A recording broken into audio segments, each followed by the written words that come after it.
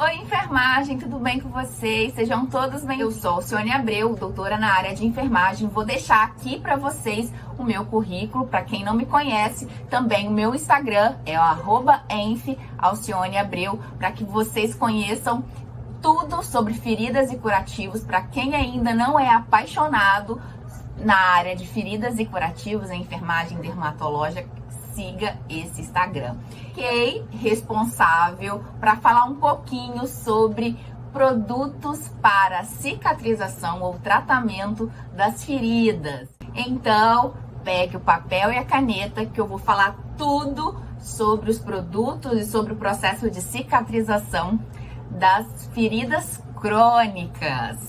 Anote aí. Mas primeiro, eu quero falar para vocês que existe uma resolução do COFEN, que é a resolução 567 de 2018, que fala, que respalda o enfermeiro e a equipe toda de enfermagem no tratamento do paciente com ferida. Você, profissional de enfermagem ou acadêmico que quer, tratar, atuar nessa área de feridas e curativos, tem que conhecer essa resolução. É a resolução 567 de 2018, que fala sobre a atuação dos profissionais de enfermagem na área do tratamento de feridas. Mas eu vou destacar aqui sobre a atuação do enfermeiro. O enfermeiro ele pode prescrever produtos para o tratamento e prevenção, ele pode participar na área de avaliação, elaboração de protocolos, ele pode selecionar quais produtos ele pode inserir na grade, se ele for trabalhar numa instituição hospitalar. Ele pode ter seu consultório, Eu sei que muitos que estão assistindo essa aula são acadêmicos de enfermagem. Sim, o enfermeiro ele pode ter seu consultório de enfermagem, ele pode trabalhar nessa área, atuando, atendendo pacientes com feridas. Sim, você pode, se você quiser, depois de se formar. E agora eu vou falar um pouquinho para vocês sobre o processo de cicatrização. O processo de cicatrização de uma ferida, ele é muito complexo, Então a gente precisa entender o que está acontecendo para poder escolher qual a melhor conduta, qual a melhor cobertura eu vou utilizar, tá? Então o que acontece? O enfermeiro, muitas vezes, ele precisa avaliar o paciente e a lesão. Muitos de vocês, acadêmicos, ou até muitas vezes o enfermeiro no início de carreira, ele fica muito ansioso e fica muitas vezes querendo só avaliar a ferida e esquece de avaliar o paciente, Porque existem fatores internos do próprio paciente que eu preciso avaliar, que vai interferir diretamente no processo de cicatrização. E preste atenção, numa mesma ferida, ela pode estar infectada, com tecido viável, e com necrose. Então, assim, eu preciso me atentar o que eu devo fazer inicialmente. Então, se eu tenho uma ferida que está com processo de infecção, eu preciso intervir na infecção para depois pensar, em outras consequências. Por exemplo, se ela está infectada, ela não vai evoluir para um processo de cicatrização enquanto ela não parar, o processo de infecção, tá? Então, primeiro eu vou trabalhar a infecção, depois eu vou controlar outras variáveis, como, por exemplo, a umidade, o excesso de umidade, que é o excesso de exudato, entre outras coisas, ok?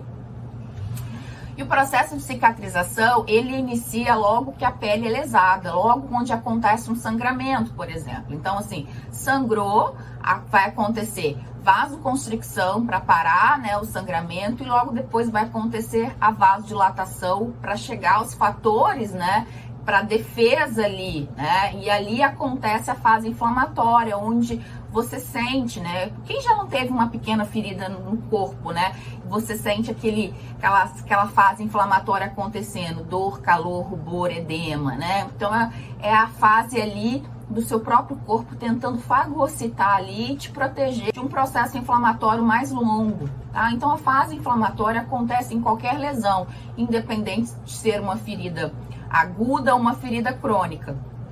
ok? O que vai, diferenciar entre uma ferida crônica e uma ferida aguda é tempo que ela vai prolongar da fase inflamatória. As feridas crônicas, elas podem ficar anos na fase inflamatória, porque ela não consegue evoluir para outra fase, que é a fase fibroblástica, onde a gente tem a formação de tecido de granulação, onde há a formação, né, de contração da cicatriz, onde eu tenho a formação, né, os fibroblastos estão se formando colágeno, e aí uma força mais de resistência ali do tecido, e a fase final é de remodelamento, onde já fechou a cicatriz, e ali realmente eu preciso, né, formar ali o tecido de epitelização, enfim, né, que demora praticamente 15 meses para se formar. Então, uma lesão, ela pode se tornar crônica quando a gente fica nessa fase de ida e vinda da fase fibroblástica para a fase inflamatória, e você não tem a formação de uma cicatriz.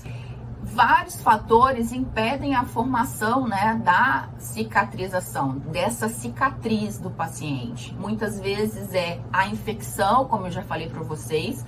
Infecção, se eu não faço, né, o controle dessa infecção, se não há uma avaliação, né, uma intervenção que vá diminuir ou minimizar a infecção, a lesão ela não vai cicatrizar, né, então eu não consigo evoluir fase inflamatória, fibroblástica e a fase de remodelamento. Então essa ferida ela vai se tornar crônica porque você não tem uma continuidade dessas fases, né, que vão finalizar a cicatrização.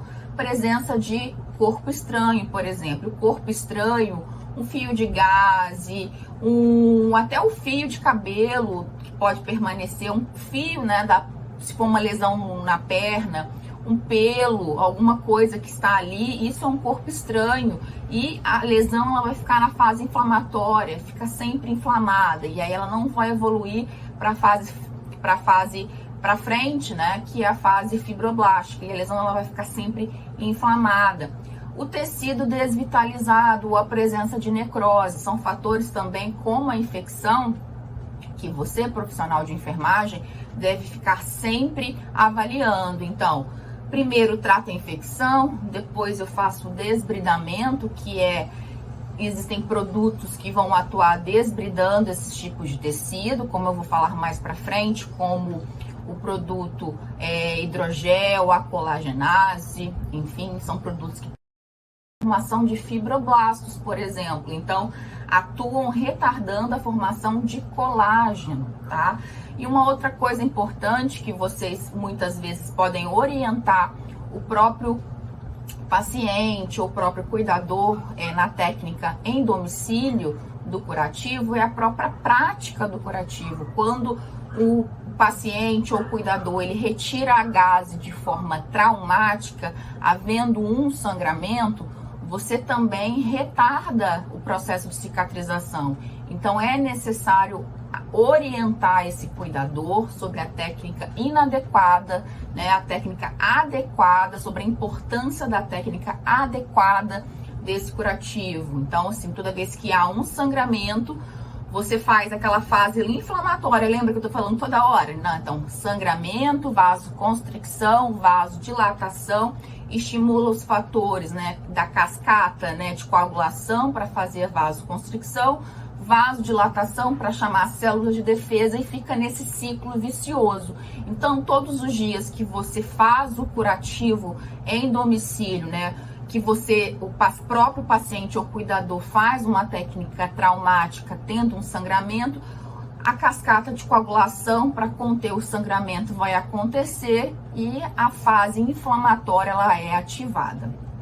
Outra coisa também é o tempo, né, de evolução, o tempo de vida desse curativo, né? Quanto mais tempo de vida desse curativo, dessa ferida, né? Quanto tempo de vida dessa ferida, mais tempo vai demorar a cicatrizar. A extensão também da ferida, né? Quanto maior a ferida, mais ela vai demorar a cicatrizar em comparação a uma ferida menor, tá? E a profundidade é a mesma coisa.